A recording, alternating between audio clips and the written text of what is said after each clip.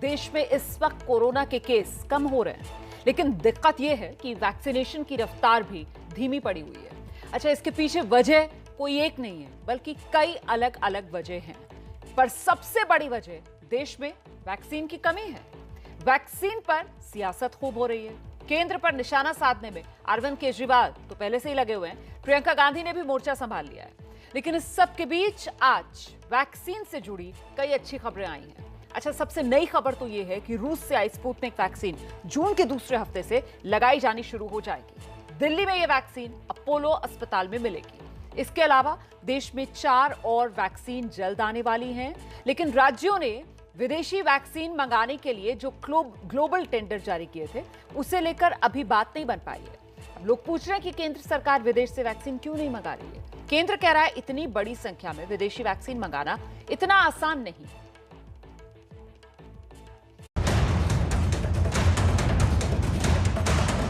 Vaccine ऐसे नहीं मिल रहे कि पड़े हैं उठा के ले आइए। ऐसा नहीं है कि ऑफ द शेल्फ कहीं पड़ा हुआ, या किसी आप रेस्टोरेंट में बैठे हैं तो आप ऑर्डर करिए तो वैक्सीन आ जाए। बिल्कुल सही कहा आपने पॉल साहब। वैक्सीन कहीं जमीन पर नहीं पड़ी कि जिसकी मर्जी वो उठा कर ले जाए। आप देश के लिए पॉलिसी बनाने वाले नीति आयोग के सदस्य हैं, इसलिए ये बात आप जानते हैं और आपके साथ साथ जनता भी समझती है। लेकिन जो लोग वैक्सीन के इंतजार में लाइन लगाए खड़े हैं, उनके मन में सिर्फ यही सवाल है कि जनता को कोरोना की वैक्सीन कैसे मिलेगी, देश में वैक्सीन की किल्लत कैसे खत्म होगी। ऐसे तमाम सवालों के बीच आज वैक्सीन से जुड़ी कुछ अच्छी खबरें भी आई। पहली अच्छी खबर है कि देश में जल्द ही कोरोना की 4 और वैक्सीन आएंगी। ये vaccine biological E, Zydus Cadila, Bharat Biotech nasal vaccine और जेनोवा कंपनी की है। ये वैक्सीन की प्रोडक्शन में हमारे देश में नंबर के तरह से अगर हम चाहें तो we are the major and a very big hub of vaccine production. And आगे और वैक्सीन, 4 वैक्सीन और बायोई का, जाइडस का, भारत बायोटेक का नेसल वैक्सीन और बायोई का वैक्सीन, ये 4 वैक्सीन जो है आगे उभरते हुए नजर आ रहे हैं। जिनोवा का वैक्सीन चौथा, जो mRNA टेक्निक पे ऊपर आधारित है। जाइडस का जो डीएनए प्लेटफॉर्म पे है। तो ये सारी जो कोशिश हुई पैरेलल में चलती रही। दूसरी अच्छी खबर यह है कि वैक्सीन को लेकर फाइजर कंपनी से भारत सरकार की बात चल रही है। माना जा रहा है कि जुलाई से फाइजर की वैक्सीन मिलनी शुरू हो जाएगी। तीसरी अच्छी खबर यह है कि देश में कोवैक्सीन टीका बनाने वाली कंपनी भारत बायोटेक जल्द ही उत्पादन बढ़ाने वाली है। सितंबर-अक्टूबर महीने तक इस कंपनी का उत्पादन 90 लाख डोज से बढ़कर 10 करोड़ डोज हो जाएगा। इसी तरह कोविशील्ड वैक्सीन बनाने वाला सीरम इंस्टीट्यूट 6.5 करोड़ से 11 करोड़ डोज बनाएगा। डॉक्टर पॉल, आपने फाइजर का जिक्र किया, उनके पास 5 करोड़ हैं वैक्सीन, बट हम लोग अपने क्लॉजेस में, अपने इंडेमनिटी क्लॉजेस में या कुछ भी, वी आर स्टक। कब तक आएंगी ये वैक्सीन? जिस वैक्सीन के नंबर की अगर आप बात कर रहे हैं जी, ये अगर मैं रिपोर्ट्स पे जाऊंगा तो अभी विजिबल हुआ है कुछ दिन पहले कि भाई ये सब पोटेंशियल उनके पास है। और ऑन अ डेली बेसिस इसको देश में लाने की प्रक्रिया ऑन अ डेली बेसिस हो रही है। On an alternate day contact with the company, फैसले हो रहे हैं एक के बाद एक। तो इसको, उस प्रक्रिया को बहुत ही तेज गति से पूरा किया जा रहा है। Have no doubt about it. देश में भले ही फिलहाल वैक्सीन की कमी हो, लेकिन भारत दुनिया का दूसरा देश बन चुका है जिसने 20 करोड़ से अधिक लोगों को कोरोना का टीका लगाया है। वैक्सीनेशन की रफ्तार का अंदाजा इस आंकड़े से लगाइए कि भारत में 34 दिन में 1 करोड़ वैक्सीन लगाई गई, 66 दिन में 5 करोड़ वैक्सीन, 84 दिन में 10 करोड़ वैक्सीन, 104 दिन में 15 करोड़ वैक्सीन और 130 दिन में 20 करोड़ वैक्सीन डोज दी जा चुकी है। गवर्नमेंट ऑफ इंडिया द्वारा जो फ्री सप्लाईज हैं उनके तहत अब तक हम 14.85 करोड़ लोग जो कि 45 वर्ष से अधिक आयु के उनको कवर कर चुके हैं। Health care workers 1.65 crore doses दी जा चुकी हैं। फ्रंट लाइन वर्कर्स को 2.37 करोड़ डोजेज दी जा चुकी हैं। और साथ ही जो लिबरलाइज पॉलिसी के तहत जिसमें कि 18 से 44 साल के लोगों के लिए भी वैक्सीनेशन ओपन किया गया था, वह भी अब स्टेबलाइज हो रहा है और अब करीब 1.39 करोड़ डोजेज देश में उस एज ग्रुप को भी दी जा चुकी हैं। एक तरफ केंद्र सरकार तमाम आंकड़े दे रही है, तो दूसरी तरफ प्रियंका गांधी वाड्रा सिर्फ यही सवाल पूछ रही हैं कि जब देश में वैक्सीन की कमी थी तो विदेश क्यों भेजा, जिम्मेदार कौन है। प्रियंका गांधी ने ट्वीट करके सवाल पूछा है कि मोदी जी के बयान के अनुसार उनकी सरकार पिछले साल ही वैक्सीनेशन के पूरे प्लान के साथ तैयार थी, तब जनवरी 2021 में सिर्फ 1 करोड़ 60 लाख वैक्सीन का ऑर्डर क्यों दिया गया। Why is India one of the largest manufacturers of vaccines in the world facing a scarcity of vaccines today? Why was the first order of vaccines by the government of India placed in January 2021 when other countries began placing their orders in the summer of 2020? Why did our government export 6 crore vaccines between January and March 2021 while vaccinating only 3.5 crore Indians during the same period of time? The government of India owes the people of India answers. We have to ask them questions and they will have to answer them. तो ये जो प्रियंका गांधी के सवाल हैं, इन सवालों का जवाब केंद्र सरकार ने अपने तरीके से दिया है। केंद्र पर विपक्ष जो आरोप लगा रहा है उस पर केंद्र ने अपनी दलीलें रखी हैं। अब पहला आरोप जानिए। विदेश से आयात पर केंद्र कदम नहीं उठा रहा, ये पहला आरोप। इस पर केंद्र का जवाब, दुनिया भर में वैक्सीन की कमी, Pfizer, Moderna, Johnson and Johnson से बातचीत जारी। दूसरा आरोप, दुनिया में मौजूद वैक्सीन भारत में क्यों नहीं है, उसे भारत में परमिशन क्यों नहीं दी। इस पर केंद्र की दलील है, विदेशी कंपनियों के लिए नियम आसान किए, किसी कंपनी का आवेदन इस वक्त पेंडिंग नहीं है। तीसरा आरोप जो विपक्ष की तरफ से लगाया जा रहा है, केंद्र राज्यों को ज्यादा वैक्सीन नहीं दे रहा है। इस पर केंद्र सरकार की तरफ से जवाब दिया जा रहा है, तय गाइडलाइन के हिसाब से राज्यों को वैक्सीन दी जा रही है। आरोप नंबर 4, बच्चों के लिए वैक्सीन पर केंद्र कदम नहीं उठा रहा। केंद्र इस पर जवाब दे रहा है कि भाई भारत में बच्चों की वैक्सीन का जल्दी ही ट्रायल शुरू होने वाला है। एक सवाल वैक्सीन की बर्बादी का भी है। देश के अलग अलग राज्यों में वैक्सीन की रफ्तार क्या है, इसे लेकर हाल ही में केंद्र सरकार ने एक समीक्षा की तो पता चला कि कई राज्यों में वैक्सीन की बर्बादी हुई। रिपोर्ट में सामने आया कि झारखंड में सबसे ज्यादा 37.3%, छत्तीसगढ़ में 30.2%, तमिलनाडु में 15.5%, जम्मू कश्मीर में 10.8% और मध्य प्रदेश में 10.7% वैक्सीन बर्बाद हुई। झारखंड की हेमंत सोरेन सरकार ने दावा किया है कि वैक्सीन की बर्बादी के आंकड़े गलत हैं। राज्य में इसका प्रतिशत केवल 4.65 है। रजिस्ट्रेशन नहीं करा रहे हैं उसको बोलते हैं कि वैक्सीन खराब हो गया है, जबकि भारत सरकार के गाइडलाइन से कम वैक्सीन हमारे यहाँ खराब हुआ है। भ्रामक प्रचार भी किया जा रहा है कि 37% जो है हमारा जो वेस्टेज है, जबकि हमारा वेस्टेज जो है 4.65% है और देश के दूसरे राज्यों से कहीं कम हमारा वेस्टेज है। उधर केजरीवाल सरकार ने अलग केंद्र के खिलाफ बिगुल बजा रखा है। केजरीवाल सरकार के मुताबिक दिल्ली में आज लगातार चौथे दिन 18+ वालों को टीका नहीं दिया गया। 45+ के लिए कोवैक्सीन का स्टॉक खत्म हो गया है। 45+ के लिए कोविशील्ड का सिर्फ 11 दिन का स्टॉक बाकी है। जो अब स्पीड कम हो गई है, सारे सेंटर बंद हो गए हैं। दिल्ली में नहीं, मैं देश भर में देख रहा था, देश भर में कई राज्यों के अंदर सेंटर बंद होते जा रहे हैं। ये तो ऐसा समय था जब हमें सेंटर बढ़ाने चाहिए थे और ज़्यादा से ज़्यादा सेंटर खुलने चाहिए थे, लेकिन देश भर में सेंटर बंद हो रहे हैं, ये अच्छी बात नहीं है। तो मैं उम्मीद करता हूँ कि जल्दी से जल्दी वॉर फुटिंग के ऊपर वैक्सीन की सप्लाई की जाएगी। 13% लोगों को वैक्सीनेट किया है, मगर 100% बार प्रेस कॉन्फ्रेंस करके मतलब यहाँ राजनीति किया है। मोदी जी ने ऐसा कर दिया, मोदी जी ने वैसा कर दिया, हमें वैक्सीन नहीं दिया, हम तो चाहते थे 3 महीने के अंदर सारा कुछ कर लें। विदेश से वैक्सीन मंगाने की कोशिश दिल्ली ने की थी और दूसरे राज्यों ने, लेकिन अभी तक बात नहीं बनी। राजस्थान सरकार ने ग्लोबल टेंडर की कोशिश की तो इस प्रक्रिया में वैक्सीन कंपनी के बजाय उनके डिस्ट्रीब्यूटर शामिल हो गए और वैक्सीन के जो दाम कोट किए वो भी कई गुना ज्यादा थे। इस टेंडर में वैक्सीन की डोज के लिए जो कीमत दी गई है वो चुकाना भी राज्य सरकार के बूते की बात नहीं है। सीरम कंपनी की वैक्सीन की एक डोज जो राज्य सरकार को 300 रुपए में मिल रही है, उसकी कीमत ग्लोबल टेंडर में 900 से 1100 रुपए प्रति डोज मांगी गई है। इन्हीं सब मुश्किलों को देखकर अब राजस्थान सरकार सुप्रीम कोर्ट जाने का मन बना रही है और एक याचिका दायर करने जा रही है ताकि केंद्र को ग्लोबल टेंडर करने के निर्देश जारी करवा सके। सरकार को पूरे देश को वैक्सीन उपलब्ध कराने के लिए आगे बढ़कर काम करना चाहिए था। षड्यंत्र से सब राज्य सरकारों को अचानक कह दिया कि आप अपने अपने स्तर पर वैक्सीन मंगाइए। वैक्सीन उपलब्ध कराना आपकी जिम्मेदारी थी, चाहे विदेश से लाओ, चाहे बनाओ, चाहे खरीदो, कुछ भी करो। तो ग्लोबल टेंडर केंद्र सरकार को करना चाहिए था, राज्य कर भी नहीं सकते थे। एक षड्यंत्र में राज्य सरकारों को फंसा लिया, सब राज्य सरकारें ग्लोबल टेंडर में फेल हो गई। उधर महाराष्ट्र सरकार का कहना है कि विदेशी कंपनियों की तरफ से जो अलग अलग रेट सामने आ रहे हैं, उसे लेकर केंद्र को पॉलिसी बनानी चाहिए। $1 से लेके $18 तक स्पुतनिक के अलग अलग रेट्स हैं और फाइजर और एस्ट्राजेनिका के रेट्स $23, $25 तक है।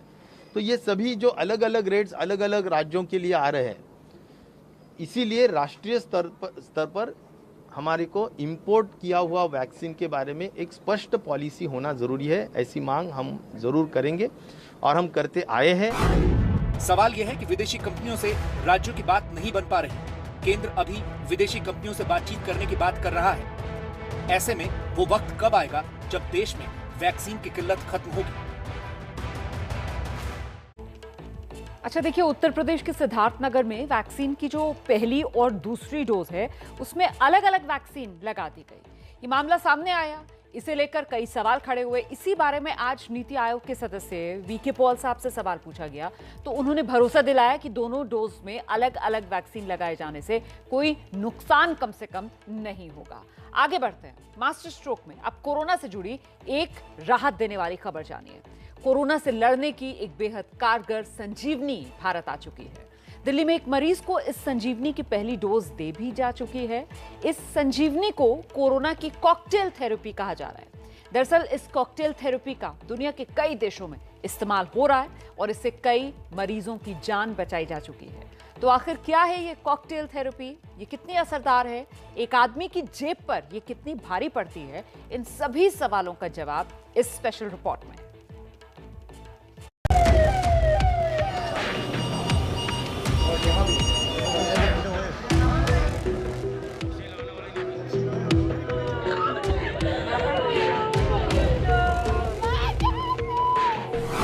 बहुत हुई कोरोना की मार।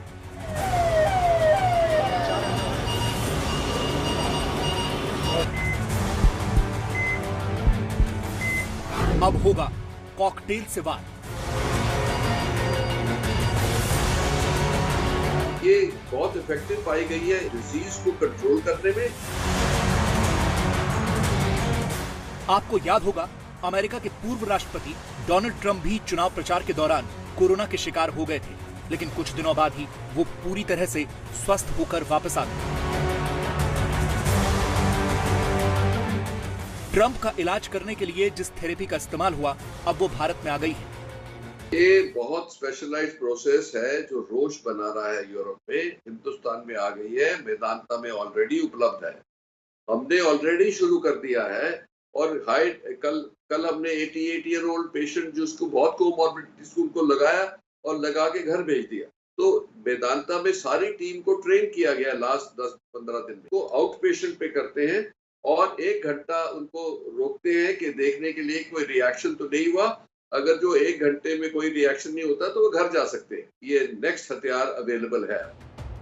देश में इस संजीवनी का पहला डोज डॉक्टर नरेश त्रिहन के अस्पताल में एक 84 साल के बुजुर्ग को दिया गया और कुछ घंटे की निगरानी के बाद उन्हें घर भेज दिया गया। कोरोना के खिलाफ तैयार हुआ यह हथियार एक इंजेक्शन है। सबसे पहले हम आपको इससे जुड़ी कुछ जरूरी जानकारी दे देते हैं। इसे मोनोक्लोनल एंटीबॉडी थेरेपी कहा जाता है। इसमें 2 दवाओं को मिलाकर एक इंजेक्शन तैयार किया जाता है। इन दोनों दवाओं का नाम कैसिरीविमैब और इमडेविमैब है। दोनों दवाओं को मिलाकर 1 डोज बनती है। एक मरीज को सिर्फ 1 ही डोज दी जाती है और इसे मरीज को लगाने में 20 मिनट का वक्त लगता है। इंजेक्शन के बाद मरीज की अस्पताल में 1 घंटे तक निगरानी की जाती है और 1 घंटे बाद मरीज को घर भेज दिया जाता है। तो इसका स्टैंडर्ड डोज है 1 इंजेक्शन है।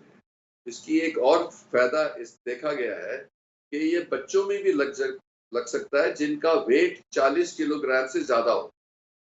तो 12 साल से अबव जो बच्चे हैं जिनका वेट 40 किलोग्राम से ज्यादा है उनको भी दिया जा सकता है। मोनोक्लोनल एंटीबॉडी थेरेपी 2 दवाओं का कॉकटेल है। जो शरीर में कोरोना वायरस को न सिर्फ बढ़ने से रोकती है बल्कि उसे खत्म भी कर देती है। ये प्रयोगशाला में तैयार की गई विशेष किस्म की एंटीबॉडी है जो सिर्फ कोरोना के वायरस से लड़ने के लिए बनी है।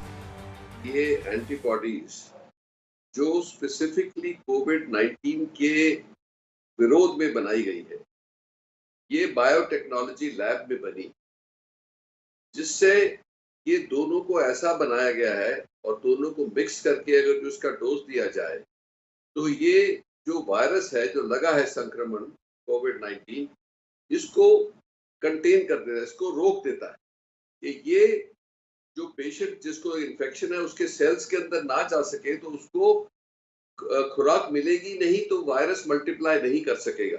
तो ये वायरस को ब्लॉक करके चेक कर देता है और वायरस खुद ही अपने वो स्टार्वेशन से मर जाता है। देखिए, इसमें कोई शक नहीं है कि ये कोरोना के खिलाफ अब तक बनी सबसे असरदार थेरेपी है, इसीलिए हर कोई इसके बारे में पूरी डिटेल्स जानना चाहता है। तो हम इससे जुड़े कुछ जरूरी सवाल जो आपके जहन में आ रहे होंगे उनके जवाब आपको विस्तार से बता देते हैं। गौर से सुनिए, आप एक एक करके सवाल मैं आपके सामने रख रही हूँ। पहला सवाल ये है कि भाई ये दवा किसने बनाई? तो ये जो दवा है वो स्विट्जरलैंड की कंपनी है रॉश, वो बनाती है और भारत में इनका करार जो है वो सिप्ला के साथ हुआ है। अच्छा, दूसरा सवाल, ये दवा किसे दी जा सकती है? सभी लोग ले सकते हैं, लेकिन हाई रिस्क जोन के मरीजों को प्राथमिकता दी जाती है इस दवा को देने में। अब तीसरा सवाल ये कि दवा कब दी जाती है? तो पॉजिटिव रिपोर्ट आने के 4 से 5 दिन के भीतर भीतर ये दवा दी जाती है। क्या कोरोना के गंभीर मरीजों को ये दवा दी जा सकती है? कोरोना के वो मरीज जिनकी हालत बेहद गंभीर है उन्हें नहीं दी जाती है ये दवा। एक और अहम सवाल, क्या इंजेक्शन इस दवा का बच्चों को दिया जा सकता है? तो 12 साल से ज्यादा उम्र के बच्चे जिनका वजन 40 किलो से ज्यादा है उन्हें भी ये दवा दी जा सकती है। इंजेक्शन किसे नहीं दिया जा सकता? एक तो गर्भवती महिलाएं और दूसरा दूध पिलाने वाली जो माताएं हैं उन पर परीक्षण नहीं हुआ है, इसलिए उन्हें यह दवा नहीं दी जाती है। इंजेक्शन की कीमत कितनी है? एक पैक की कीमत है 1,20,000 रुपए और एक पैक से 2 डोज बनते हैं। मतलब एक मरीज को 2 डोज और 2 डोज में से एक डोज की कीमत 60,000 रुपए। क्या घर में ये इंजेक्शन लिया जा सकता है? बिल्कुल नहीं, अस्पताल जाना जरूरी है। इंजेक्शन विशेष रूप से जो प्रशिक्षित डॉक्टर हैं वही लगा सकते हैं। क्या इस दवा से कोई एलर्जी हो जाती है? देखिए, अब तक दवा से किसी तरीके की एलर्जी का कोई मामला सामने नहीं आया है। अच्छा, वैक्सीनेशन के बाद अगर आप इन्फेक्टेड हो जाते हैं, संक्रमित हो जाते हैं, तब भी क्या ये दवा ली जा सकती है? तो हां, टीका लगने के बाद भी संक्रमित होने पर यह दवाई ली जा सकती है।